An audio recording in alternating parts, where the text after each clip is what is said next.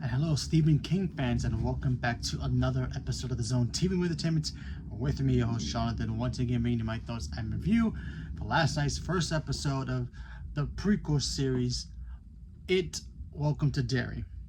Now, this is the first episode of the prequel to It and It Chapter 2, which tells the story of Pennywise the Clown and how he got started.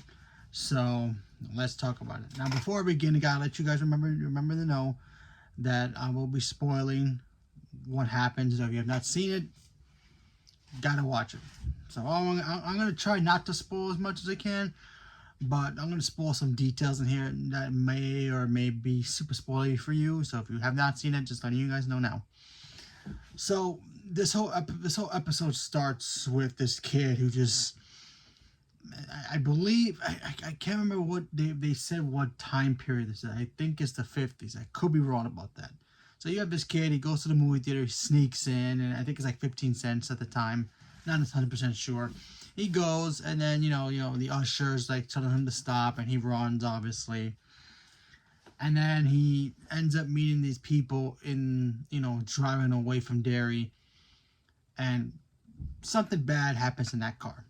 And then it goes from there. Then we move forward to our main protagonist, our main, I guess, like the Losers Club, back then, before the Losers Club shows up.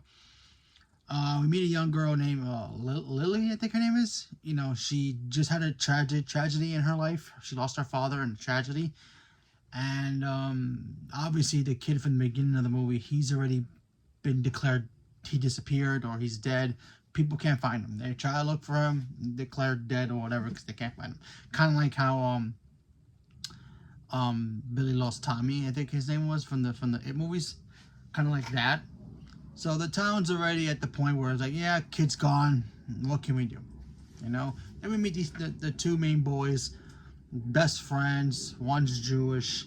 I believe he's probably related to one of the kids from the Losers Club. Not 100% sure. I never read the books of it. I've only seen the TV movie and of course the movies. So could be possible. Could be his grandfather. Could be his great grandfather. Not 100% sure. Or maybe not related at all.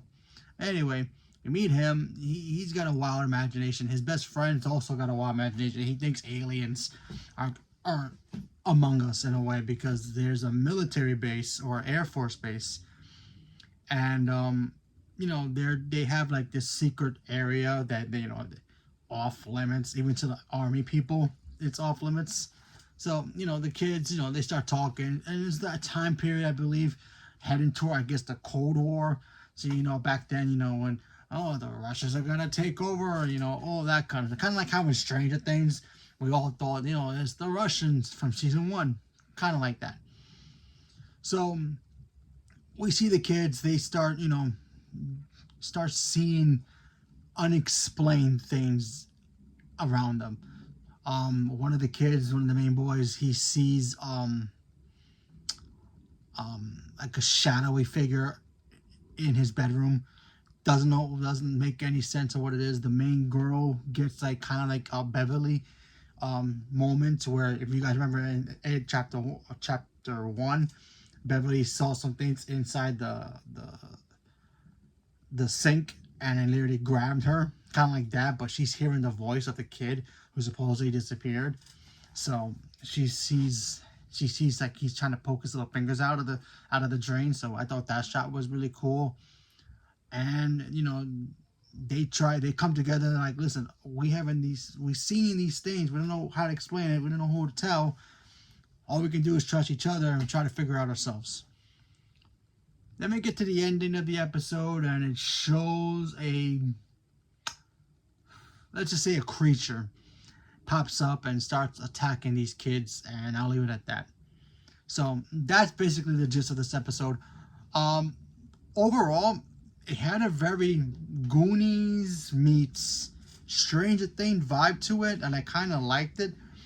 It was also kind of creepy as well. It does start slow. That's like one of my main problems, and it does start slow, and it has to like kind of for us to warm up to these kids. I mean, right away when you meet the kids, you kind of like them a lot, so I was like, that's a good thing. but for the story itself. And then we meet this Air Force pilot who shows up in town. He's like now, you know, second in command or third command. I'm not sure how the rankings are for the military. He shows up and, you know, he's going to be helping running the base. And then he gets attacked by these guys in, you know, all black, trying to get information about what's going on behind that one door that they can't get into. So that's interesting. And then the ending of this episode was beyond crazy, because when these kids see this figure, you're not sure if this figure is, you know, killing these kids. It's an illusion. It's something else. Is it Pennywise? Probably.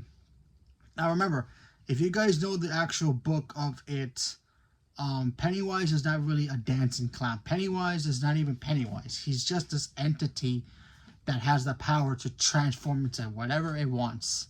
It can be a giant baseball in it with teeth attacking kids. It can be a clown. It can be a rag doll, whatever it can think of. Remember, the entity, it's basically something else. If you guys remember in Chapter 2, we kind of got a glimpse of the entity. It was all pretty much bright lights. We also got to see kind of a foreshadowing of the entity's enemy, which is like this giant turtle that's supposed to be like the ruler of the universe. So there's that as well. So I thought that was pretty interesting. It wasn't really the turtle. It was really more of like a statue of a turtle. It's kind of like foreshadowing, yeah, that turtle exists in this world. So I thought that was pretty cool. There's even a little bit of an Easter egg of The Shining in here. So I thought that was interesting, because apparently the Stephen King universe is actually all connected somehow. So that's pretty interesting in my book. Although not 100% sure how that actually applies to all the other stuff in Stephen King's world, but if they all exist in the same pocket dimension of his own universe and his own mind and his books, that's cool. So cool on that. But yeah, I enjoyed it. You know, like, I like the It movies. I think they're really cool movies. I think they're scary. I think they're fun.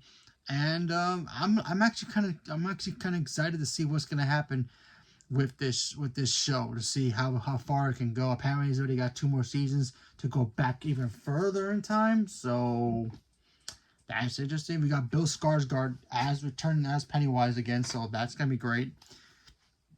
Andy Muschietti directed the first episode. He also leaves there's a fun little DC Easter egg in here, I guess because he's directing the Batman movie, the new Batman movie for DC. So that's kind of funny how he leaves a DC little Easter egg for a character that's already getting its own movie. So keep an eye out for that. But yeah, we didn't really see Pennywise the clown, but we did see the entity transform into something. I'm not going to say what it is. I want you guys to watch it, so I'm not going to spoil that part, even though I had said I wasn't going to spoil. I wasn't going to spoil big, super, like, oh my god moments, so I won't do that. I'll spoil mostly all the little details that lead up to it, but I won't spoil, like, the main thing, unless it's, like, a super huge one, and I'll think about it, but we'll see.